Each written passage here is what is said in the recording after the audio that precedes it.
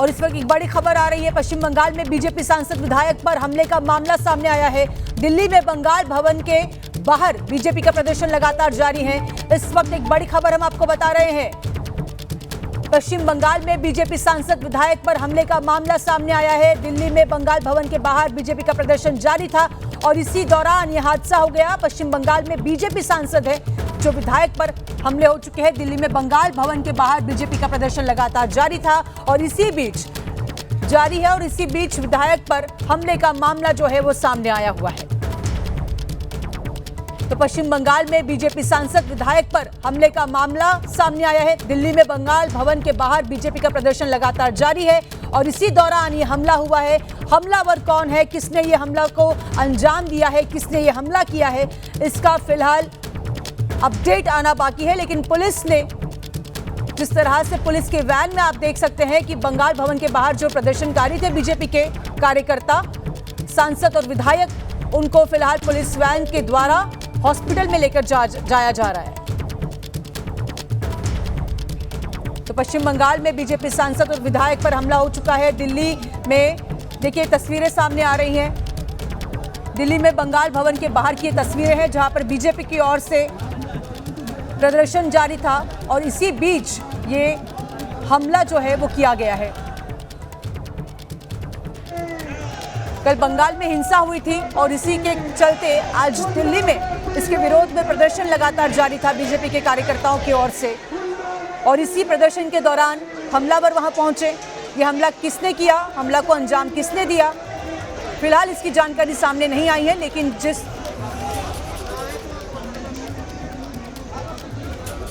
ये कल जो हमला हुआ था उसके बाद उसके विरोध में आज प्रदर्शन जो है लगातार जारी है। कल बंगाल में हिंसा के बाद आज प्रदर्शन दिल्ली में लगातार जारी है। हमारे साथ हमारे संवाददाता बलराम पांडे इस समय जुड़ चुके हैं। सीधे उनके पास चलते हैं, उनका रुख करते हैं। बलराम, क्या अपडेट है? देखिए, आपको बता दें कि लगातार जो बीजेपी के कार्यकर्ता हैं वो यहाँ पर प्रोटेस्ट कर रहे हैं। आप लोग कानून अपने हाथ में ना लें। आप लोग कानून अपने हाथ में ना लें। जो बैरिकेडिंग की गई है उस पर जो बीजेपी के कार्यकर्ता हैं वो चढ़े हुए हैं और लगातार उनकी जो कोशिश है वो यही चाह रहे हैं कि जल्द से जल्द जो बंगाल भवन है वहां तक पहुंचे ताकि वो अपना जो विरोध प्रदर्शन है वो कर सकें। और कहीं ना कहीं आप देख सकते हैं जो बीजेपी के सांसद हैं, विधायक हैं, वो भी इस प्रोटेस्ट में शामिल हैं क्योंकि उनका कहना है कि जिस तरीके से पश्चिम बंगाल के अंदर उनके सांसद और विधायक पर हमला हुआ और जिस तरीके से उनके साथ मारपीट हुई है वो कहीं ना कहीं ये दर्शाता है कि पश्चिम बंगाल के अंदर जो कानून व्यवस्था है वो पूरी तरह से ध्वस्त हो चुकी है। और इसीलिए जो बीजेपी के कार्यकर्ता हैं, जो विधायक हैं, जो सांसद हैं, वो यहाँ पर प्रोटेस्ट कर अपना विरोध दर्ज करा रहे हैं। और लगातार जो बीजेपी के कार्यकर्ता हैं, नेता हैं, उनकी कोशिश यही है कि दिल्ली से जो आवाज है वो पश्चिम बंगाल तक पहुंचे और जो वो विरोध दर्ज कराना चाह रहे हैं वो विरोध दर्ज हो ताकि पश्चिम बंगाल सरकार को ये पता चल सके कि आखिरकार जो हमला उनके विधायक और सांसदों पर हुआ है उसका बीजेपी कड़ा विरोध करती है। और अगर ये हमला नहीं रुका तो आगे बीजेपी सड़कों पर उतरेगी और इस तरीके का जो विरोध प्रदर्शन है वो कई राज्यों में देखने को मिलेगा। और आप देख सकते हैं कि एक बार फिर कोशिश की जा रही है बीजेपी के कार्यकर्ताओं के द्वारा आगे बढ़ने की, लेकिन लगातार उन्हें रोका जा रहा है। और आप देख सकते हैं बैरिकेडिंग को गिराने की कोशिश बीजेपी के कार्यकर्ताओं के द्वारा की जा रही है। और आपको जानकारी दे दें कि दिल्ली पुलिस की तरफ से कोई भी इजाजत इस प्रोटेस्ट को लेकर के नहीं दी गई है। यहाँ पर धारा 163 लागू है, इसीलिए लगातार दिल्ली पुलिस प्रदर्शनकारियों से कह रही है कि वो यहाँ से जाएं क्योंकि यहाँ पर धारा 163 लागू है।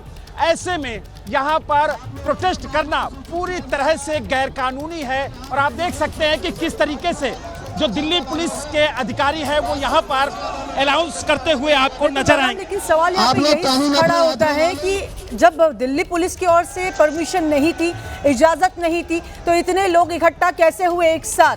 पुलिस की भूमिका को लेकर बीजेपी भी अब सवाल।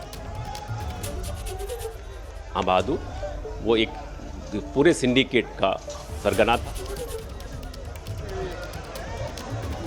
इजाजत नहीं दी है और ये जो प्रोटेस्ट है वो दिल्ली पुलिस के इजाजत के बगैर किया जा रहा है। यहाँ पर जो पूरा इलाका है धारा 163 लागू है और ऐसे में यहाँ पर जो प्रोटेस्ट है वो नहीं किया जा सकता है। इसीलिए बार बार जो दिल्ली पुलिस के अधिकारी हैं वो यहाँ पर अनाउंस करके ये जानकारी दे रहे हैं कि इस पूरे इलाके में धारा 163 लागू है। ऐसे में यहाँ पर प्रोटेस्ट करना पूरी तरह से गैरकानूनी है। इसीलिए जल्द से जल्द प्रोटेस्ट खत्म कर जो कार्यकर्ता यहाँ पर मौजूद हैं वो यहाँ से जाएं, इसकी कोशिश दिल्ली पुलिस की तरफ से की जा रही है। लेकिन जो कार्यकर्ता हैं, जो प्रदर्शनकारी हैं, वो मानने को तैयार नहीं है और उसकी तस्वीरें भी आप साफ देख सकते हैं कि किस तरीके से बिना इजाजत यहाँ पर प्रोटेस्ट किया जा रहा है और लगातार जो धारा 163 है उसका उल्लंघन करते हुए जो बीजेपी के कार्यकर्ता हैं वो नजर आ रहे हैं। क्योंकि जिस तरीके से दिल्ली पुलिस के अधिकारी बार बार ये कह रहे हैं कि इस प्रदर्शन की इजाजत नहीं दी गई है, उसके बावजूद ये प्रोटेस्ट किया जा रहा है। बंगाल के लोग मर रहे हैं जी, क्यों नहीं प्रोटेस्ट करेंगे? आपने देखा होगा बंगाल में बहुत सालों से जो रोहिंग्या घुसपैठिया उनके द्वारा बंगाल का लोग जो हैं, वहाँ का रहने वाला लोग जो हैं। लेकिन दिल्ली पुलिस तो ये कह रही है ना कि आप लोगों को प्रोटेस्ट की इजाजत नहीं दी गई है, धारा 163 लागू है, फिर कैसे प्रोटेस्ट कर रहे हैं? लेकिन अपना जान से नहीं, हमारा परिवार बंगाल में रहते हैं, उनका जान खतरे में है, हम कैसे रह सकते हैं? इसको करना है, चाहे हमें कहीं भी ले जाए, ये तो हमें करना ही करना है। सड़क पर उतरने से पश्चिम बंगाल के अंदर कानून व्यवस्था ठीक हो जाएगी? बिल्कुल ठीक होना चाहिए। हमने ये जवाब अगर नहीं होता है राष्ट्रपति तक हम पहुंचेंगे, किसी भी तरह इसको समाप्त करना चाहिए, समाप्त करना है कैसे भी। यानी आप देख सकते हैं जो बीजेपी के कार्यकर्ता हैं उनका कहना है कि उनके नेताओं पर, उनके जनप्रतिनिधियों पर हमला हुआ है, उसका वो विरोध कर रहे हैं और वो विरोध आप देख सकते हैं कि किस तरीके से यहाँ पर किया जा रहा है।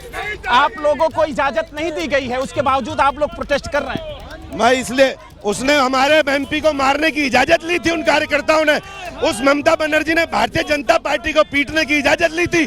अगर हमारे प्रदेश अध्यक्ष ये कहेंगे अभी पश्चिम बंगाल, भारतीय जनता पार्टी तो ये कहती है ना कि हम कानून व्यवस्था बनाए रखते हैं, हम कानून का पालन करते हैं, तभी तो हमने अभी तक बैरिकेड नहीं तोड़े हैं, वरना हम पश्चिम बंगाल की बाउंड्री भी तोड़ देंगे। हमारे प्रदेश अध्यक्ष कहें, हमारे मोदी जी कहें, हमारे नड्डा जी कहें, हम अभी तो बार बार यही कह रही है ना कि आप लोगों को इजाजत नहीं है, आप लोग यहाँ से जाइए। पुलिस को तो हमने समझा दिया है, उन्होंने रिक्वेस्ट करी है, हमारी नौकरी का सवाल है तो हमने छोड़ भी दिया है, वरना आप अभी कहो तो हम अभी जंप करके पश्चिमी बंगाल में घुस जाएंगे।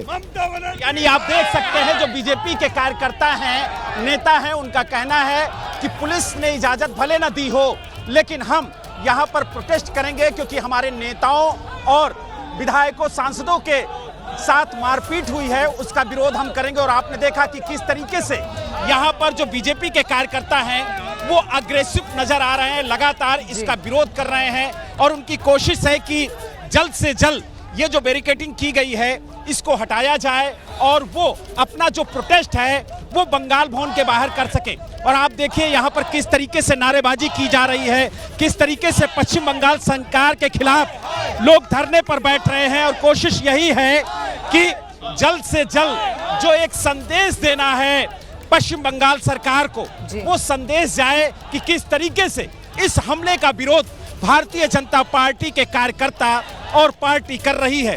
और आप देखिए किस तरीके से स्लोगन लिखी हुई तख्तियां लेकर के यहाँ पर प्रदर्शनकारी पहुंचे हुए हैं और लगातार यही कोशिश है कि अपनी आवाज पश्चिम बंगाल तक पहुंचाई जाए और उसके लिए यहाँ पर जो प्रोटेस्ट है वो लगातार जारी है। और आप देखिए किस तरीके से यहाँ पर कार्यकर्ता नारेबाजी करते हुए और धरना देते हुए आपको नजर आएंगे।